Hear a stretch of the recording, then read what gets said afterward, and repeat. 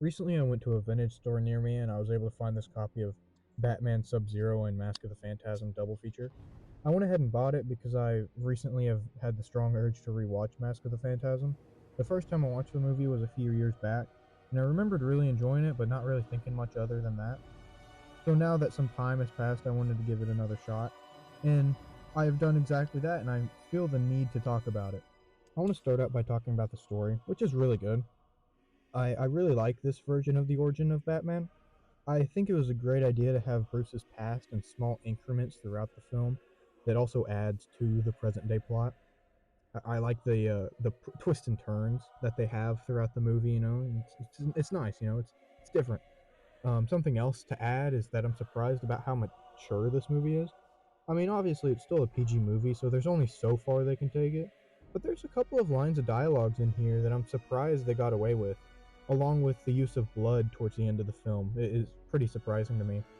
I mean, it's only like 3 times if I remember, but still, the splatter of blood or just blood running down somebody's around their nose area and stuff. It's just interesting that they were able to do that. It's awesome. It's not a bad thing at all.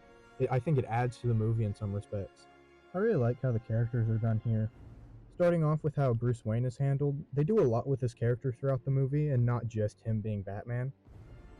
Kevin Conroy did an incredible job, as expected, But I would say this is probably one of his better portrayals of Batman, just because I feel like he has a lot more layers. Like there's more to dive into than other than just him being Batman, um, which is cool, Um, I mean, they show him in the cave working with Alfred, where you get to know a lot more of the real Bruce, and then they'll also show the playboy billionaire side of him, where it seems as if he doesn't have a care in the world until there's one part where he has a conversation with a character called Arthur about his past, and he gets real angry and like serious about it.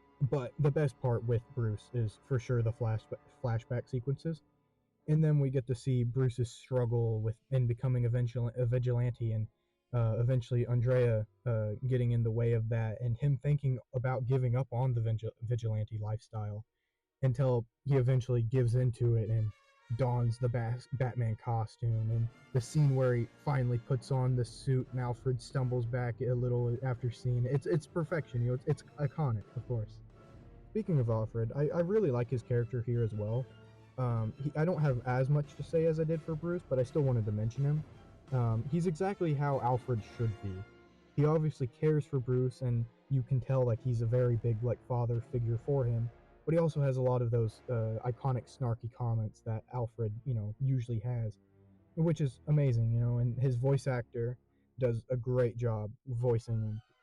On to Andrea Beaumont, who is voiced by Dana Delaney, who does a really good job. I mean, this is her first appearance, so there isn't much prior knowledge that would let us know how this character should be portrayed. But either way, I think they did a pretty good job in creating a new Batman character and who fits really well into the mythos. And if you don't already know, she is the Phantasm, who is a pretty good antagonist for the film and has an understandable reason for why she decides to become the Phantasm. There's a nice, like, menacing, like, aura atmosphere around her. It's nice. The final character that I wanted to talk about is the other antagonist of the movie, the Joker. This is one of my favorite iterations of the character. Mark Hamill, as always, does a great job.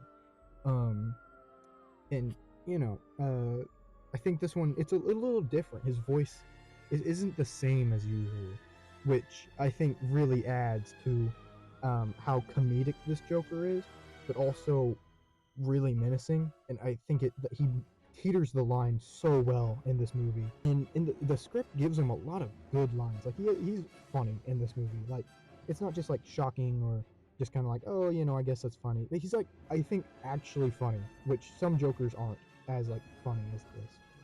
Um, and this Joker, as I've said before, is exactly how I think Joker should be. He's comedic, but also menacing, and I like that he's like capable of fighting Batman face to face instead of having his people do it for him, which I think is a nice touch for the character. The last thing I want to talk about real quick is the animation.